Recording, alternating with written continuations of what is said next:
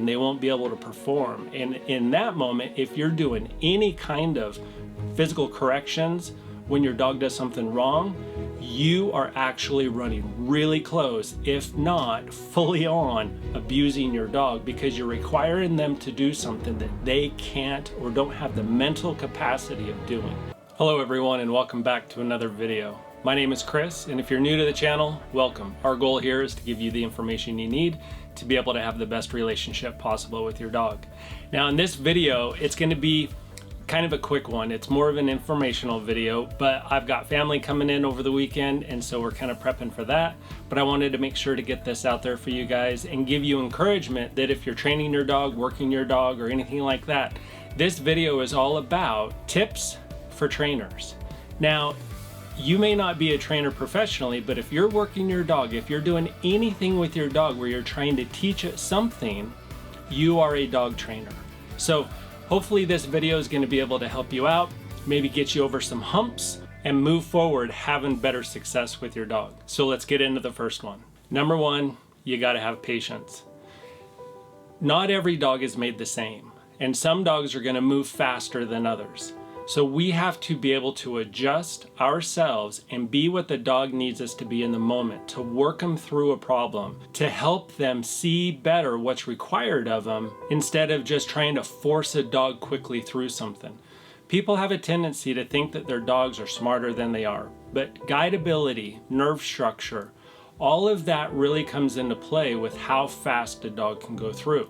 And if you have patience, then you're going to find that as the days go, you're going to actually be moving forward faster than if you were to try to slam something onto a dog.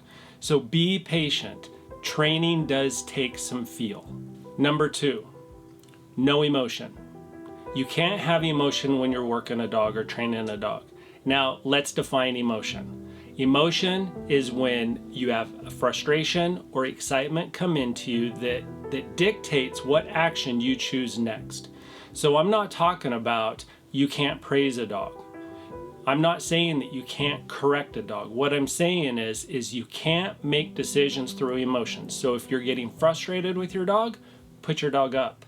If your dog finally does something that you've been really trying to get him to do, and you're super happy and you want to praise them or give them a reward, but it's the wrong time to do it, then you've got to stop and come and step back and evaluate where you're at mentally and emotionally, so you can again go back to the first step and be what your dog needs you to be in that moment. Number three, consistency. Consistency isn't just about getting your dog worked every day. Consistency is an example like this.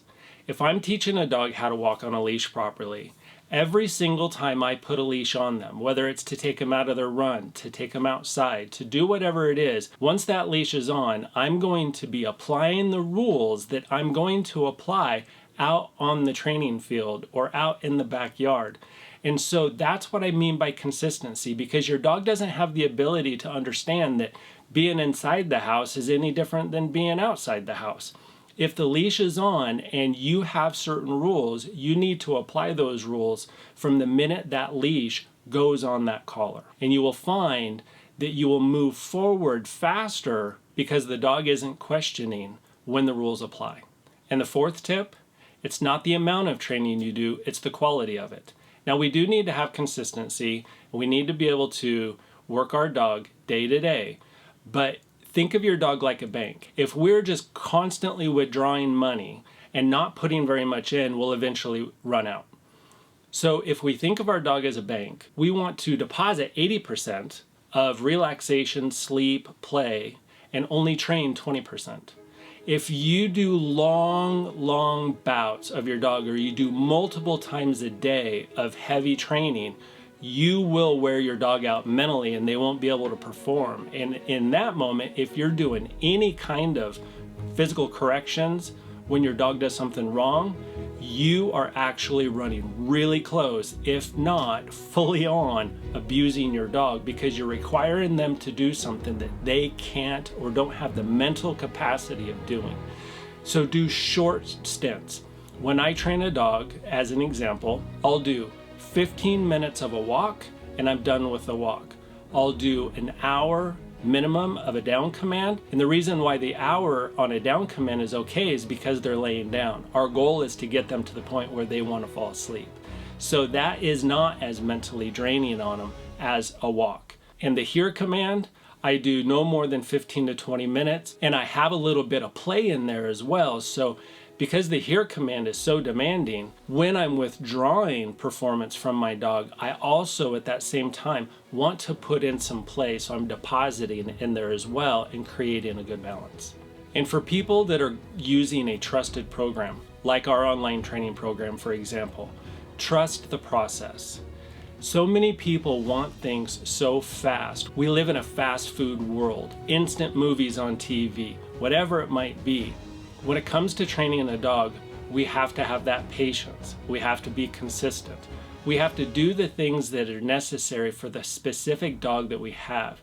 And so trusting the process means that you understand that you're not going to have perfect training sessions every single time, or it's only going to take a week to get your dog to where it's super solid.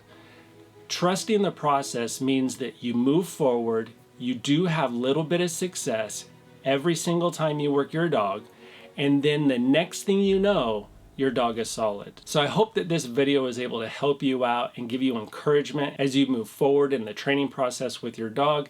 Again, if you have any questions, please leave them in the comments. And thank you again for watching, and have a great day. Bye.